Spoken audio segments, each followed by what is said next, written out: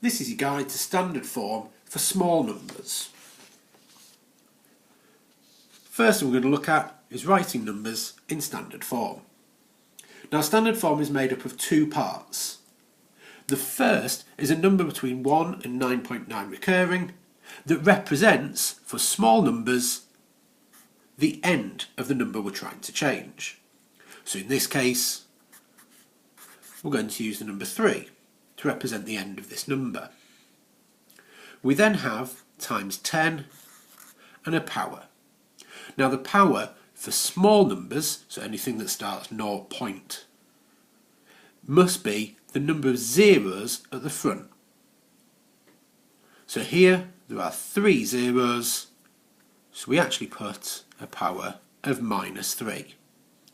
This is basically the same as saying 3 divided by 10 3 times, and this would give us 0.003. Continuing with the second bit, 0.068. We need a number between 1 and 9.9 recurring. So for the end of this number, we would use 6.8. We then have times 10 and a negative power. The negative power represents the fact that it's a small number we're changing in standard form. There are 2 zeros at the start of this number, so we put a little -2. Next number down, 0.0000302. So we need a number that represents this end part here.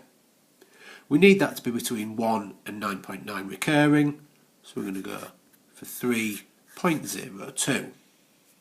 Second part standard form is always times 10 and then a small power.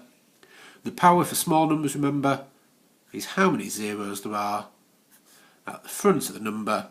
So here there are 5, so we put -5 because we're representing a small number, hence the negative power. The second thing you'll need to be able to do is to change a number that's in standard form back into an ordinary number. It's easiest to start off with looking at the power with these to change it back into a regular number.